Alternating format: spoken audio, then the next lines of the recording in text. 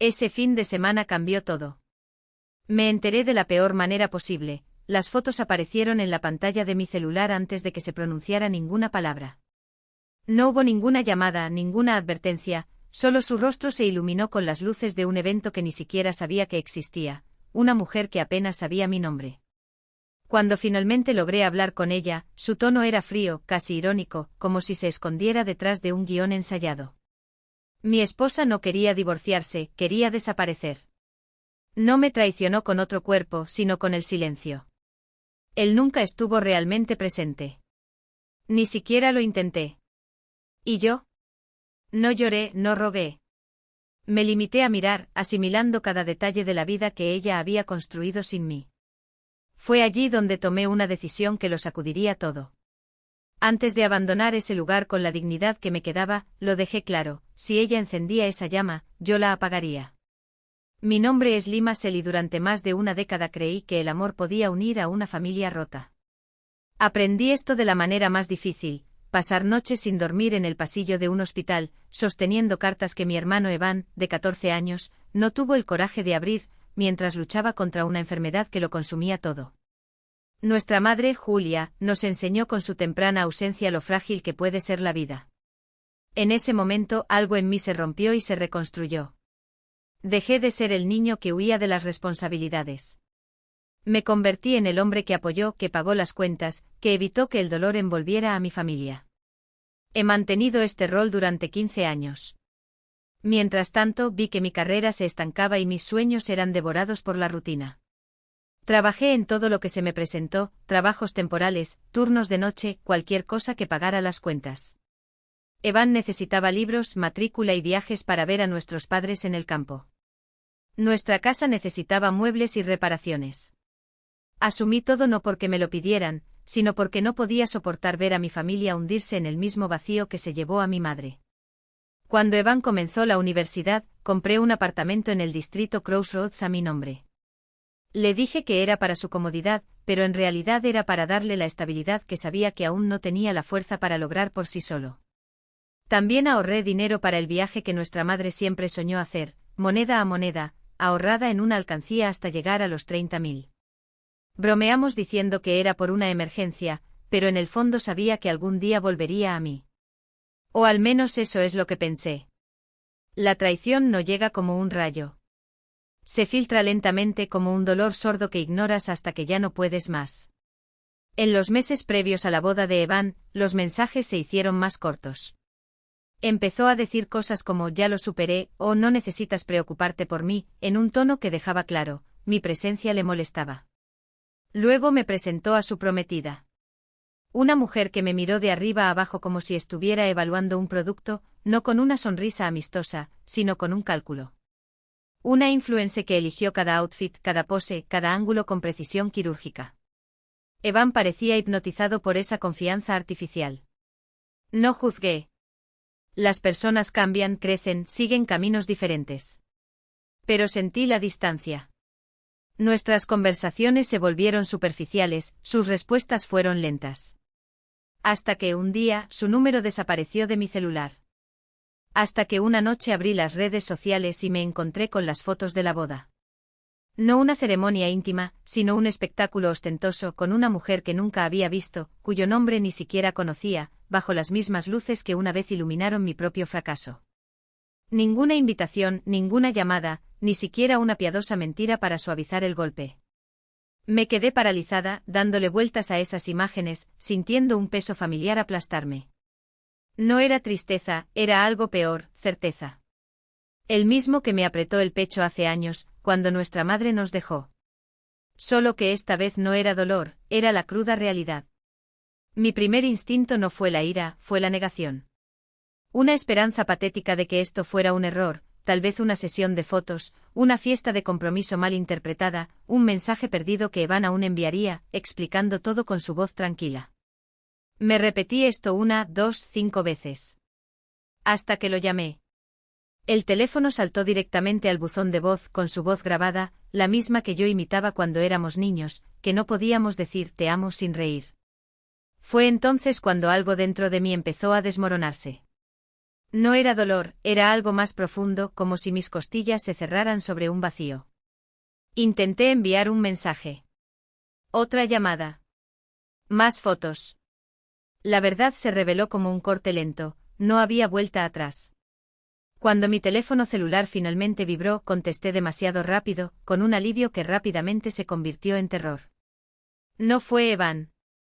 Era una voz seca y femenina que me preguntaba cuánto tiempo me llevaría a entender. Está ocupado. Acabamos de regresar de la recepción. La recepción de la boda, enfatizó como si quisiera que cada sílaba doliera. No estabas invitada, añadió con una indiferencia que me heló. Mi voz era firme, pero por dentro me estaba desmoronando. No se trataba de estar allí. Se trataba de no existir más. Evan no necesitaba excluirme, ella ya lo había hecho por él. Escuché su voz de fondo, apagada pero suficiente para entender, ella no necesita controlarlo todo. Ya no lo necesitamos a él. La palabra necesidad resonó como un cuchillo. Eso fue todo. Después de todo, después de cada sacrificio, me había convertido en una carga. Algo que hay que descartar. Y fue allí, con el teléfono todavía en la mano, que entendí, algunas batallas se pierden incluso antes de comenzar. No por la derrota, sino porque el otro lado ya decidió que ya no eres parte de la historia. Algo caliente ardía detrás de mis ojos, pero elegí tragarme cada lágrima como si fueran pedazos de vidrio. Mis palabras salieron claras, casi quirúrgicas, mientras enumeraba, con una calma que me asustaba, cada mueble que compré, cada mensualidad que pagaba, cada calle oscura que caminaba sola para que él pudiera tener un futuro que al final, ni siquiera quiso reconocer como suyo. Dime entonces, ¿dónde está el control cuando le das a alguien tu propia vida? Su respuesta fue una risa seca, como si hubiera usado mi dinero para comprar bailes de salón, como si fuera vergonzoso haber invertido en algo que para él nunca valió el precio. No te atrevas a quejarte. Ahora puedes hacerlo todo tú solo, dijo, como si 5 años de sacrificios fueran un préstamo del que debería agradecer estar liberado de pagar. La voz de Efrén resonó de fondo, argumentativa, pero ya no tan fuerte como antes, simplemente no queremos más drama. Me reí, un sonido breve, casi mecánico, mientras mis uñas clavaban marcas en mi palma. Todo le parecía tan familiar, su postura, sus hombros caídos como aquellos días en que la muerte de su padre lo había doblado por la mitad. Solo que esta vez no era luto. Fue traición. Algo dentro de mí se rompió, como si un hueso finalmente cediera después de años de estar torcido. Le di la espalda a esa puerta y no miré hacia atrás. Pero el sentimiento me persiguió. En el ascensor, mi reflejo en el espejo me dio una imagen intacta, maquillaje en su lugar, cabello impecable, la máscara de una mujer que todavía creía tener todo bajo control. Pero yo no me sentí así. No lloré. No gritó. No me desmanteló en pedazos, aunque algo dentro de mí se derrumbó, silencioso y definitivo, como un edificio que implosiona sin previo aviso. 15 años apoyando una estructura que nadie más quería habitar. Y ahora, en el vacío que quedaba, había espacio. Espacio para pensar. Llegué a casa y las luces se encendieron automáticamente como siempre. El ritual nocturno, ordenar todo antes de acostarse, como si el orden pudiera contener el caos, no sirvió de nada esa noche. El apartamento parecía un cascarón vacío, abandonado por quienes se suponía que debían llenarlo. Me quité los zapatos, dejé caer mi bolso al suelo y me senté en la mesa que yo misma había preparado, con disciplina. No por amor. Por obligación. La computadora se despertó con un clic. Una frase se formó en mi mente tan clara que me paralizó: si quieren libertad, yo les paso la cuenta. Abrí una nueva hoja de cálculo. Columna tras columna, comencé a enumerar todo lo que ya había hecho por Efrén. El valor del coche. Cuotas de hipoteca. Facturas de luz, agua, internet. Las cenas familiares las pagaba yo solo. La tarjeta de crédito la utilizaba para las compras diarias, como si fuera un derecho adquirido. Y finalmente los $30.500 que ahorró, dólar por dólar, para un viaje que ya ni siquiera mencionaba. No escribí presente. No puse etiquetas como ayuda o generosidad. Solo números. Cifras frías. Cuando terminé la hoja de cálculo, una extraña calma me envolvió. Fue como si por primera vez viera el tamaño real de la deuda que tenían conmigo, no financiera, sino existencial. Durante años había construido un piso para que caminaran. Y ahora, ese mismo piso estaba siendo usado para aplastarme. La ironía era tan pesada que solté una risa seca, casi silenciosa, que ni siquiera llenó el silencio de la habitación. Cogí el teléfono y busqué el contacto que solo utilizaba para cuestiones burocráticas, Maya, mi abogada. Ella no era mi amiga, pero entendía algo que pocas personas entienden, la propiedad. No el emocional, sino el que viene con firmas y cláusulas. Respondió con su habitual voz tranquila, como si estuviéramos hablando de un contrato de alquiler, no de una vida rota. Necesito saber algo, dijo mientras enviaba la hoja de cálculo. Cada activo. Cada centavo. Cada pago mensual. ¿Qué tiene derecho a cancelar mi hermano? Se tomó unos segundos hojeando documentos que solo existían en la pantalla. Entonces llegó la respuesta, precisa como un veredicto, técnicamente nada. Todo está a tu nombre. Propiedad exclusiva. Un beneficiario no tiene derechos sobre lo que no es suyo. Préstamos, letras, activos. Puedes cortar cualquier vínculo financiero sin necesidad de su firma. El silencio que siguió no fue de alivio. Fue seguro. Genial, respondí. Porque no se trata de matrimonio. Entonces, ¿de qué se trata esto?, preguntó mientras ya escribía algo al otro lado de la línea. De la justicia, dije. Y por primera vez en meses, no estaba mintiendo. Cuando colgamos, mi bandeja de entrada empezó a llenarse de plantillas de correo electrónico, instrucciones y pasos a seguir. Imprimí todo. Las hojas salieron de la impresora en perfecto orden, como si hasta el papel supiera que esta vez no habría margen de error. La toalla había estado guardada en mi armario durante semanas. Su olor no procedía de un edificio, sino de la meticulosa limpieza de un espacio vacío. Y por primera vez, supe exactamente qué construiría en ese vacío. La mañana llegó sin pedir permiso. Todavía no había dormido. Oscilaba entre una planificación fría y una calma extraña y cristalina, mientras el sol se abría paso a través de las rendijas de la cortina azul descolorida, proyectando rayas trémulas en la pared. El cursor parpadeó en la pantalla de mi computadora, implacablemente. Declaraciones, instrucciones, un arsenal de documentos. A las 6 en punto hice la primera llamada. Un agente de viajes respondió con voz experta, ¿en qué puedo ayudarle?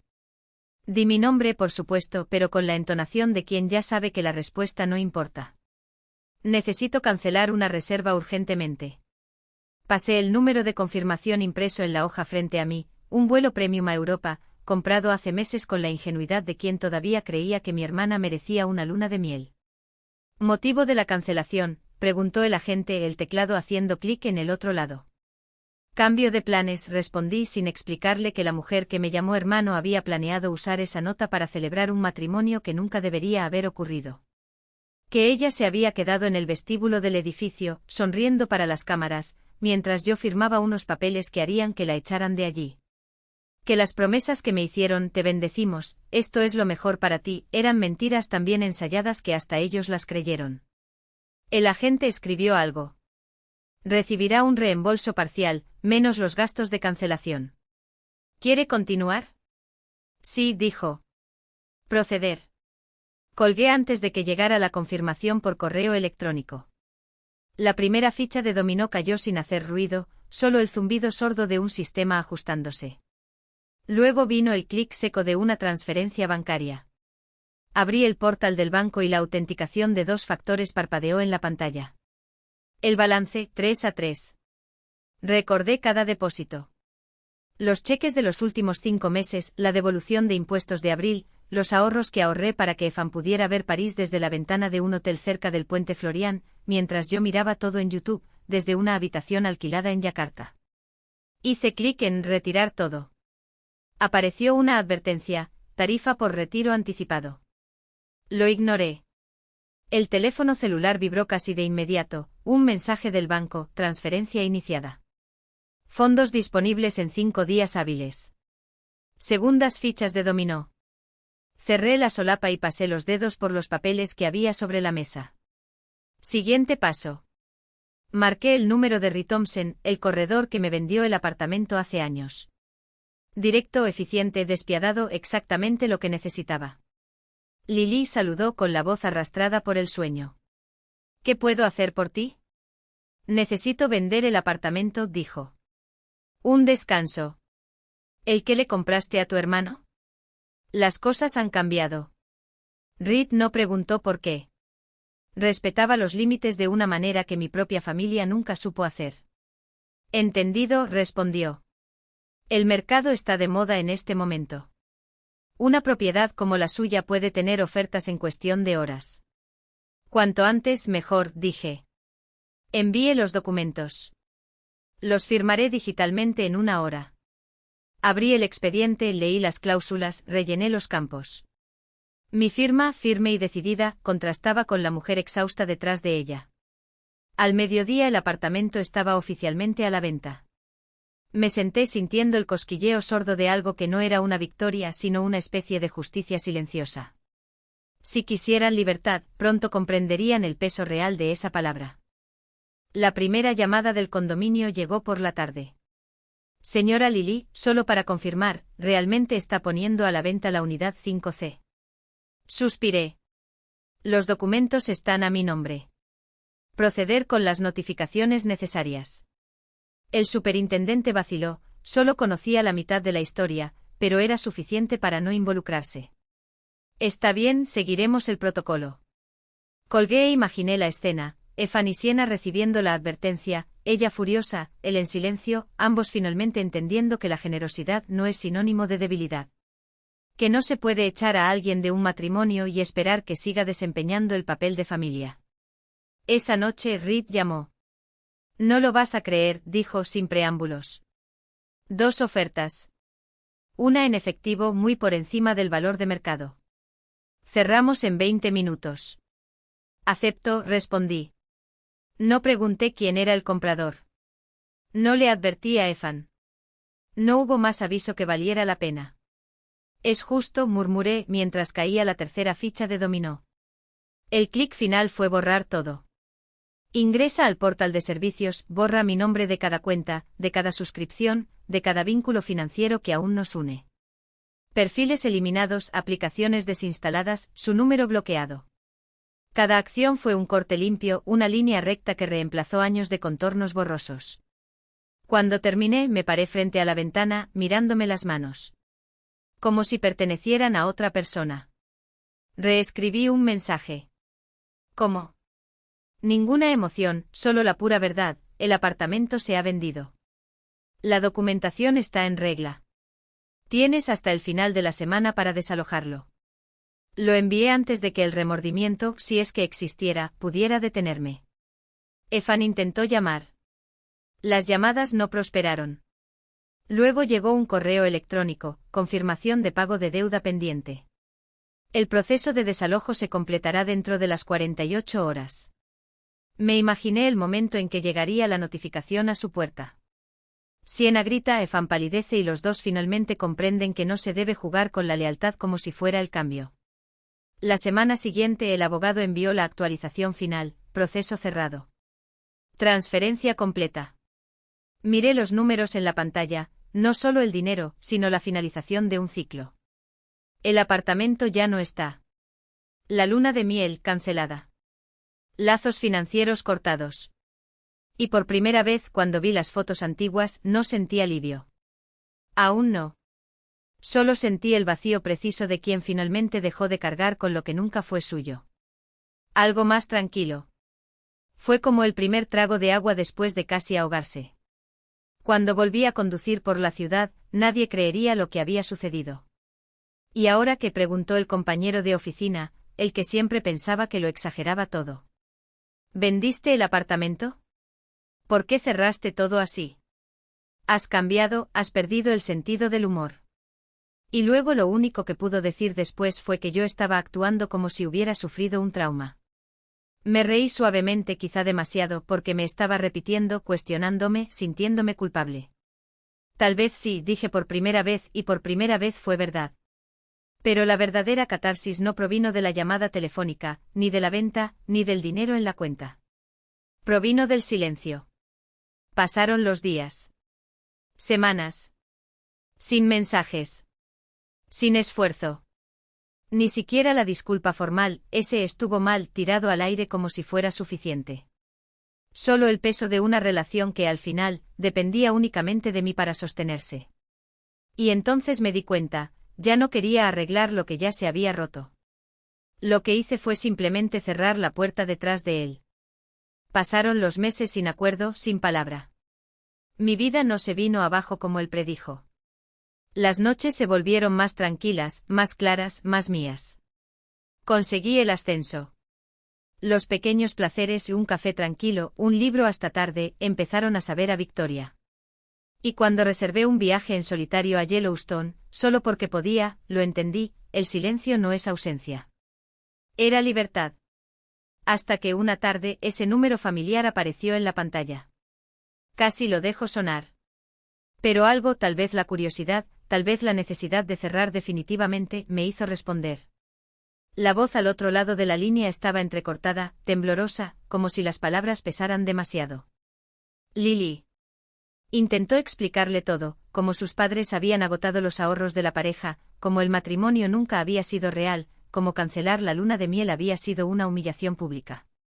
Como la pérdida de su apartamento lo había dejado sintiéndose impotente, como ella lo había abandonado por alguien que podía hacer frente a sus deudas. No tengo a dónde ir, susurró. ¿Puedo quedarme contigo? Solo hasta que me recupere. No grité. No lo juré. Solo tomé una respiración profunda, lenta y profunda. No, dijo. Tú la quieres. Ve tras ella. Colgué.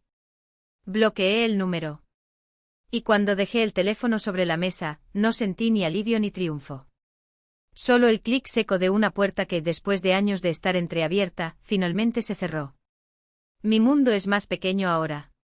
Pero está limpio. Me despierto sabiendo lo que es mío. Soy yo quien me salva de ahora en adelante.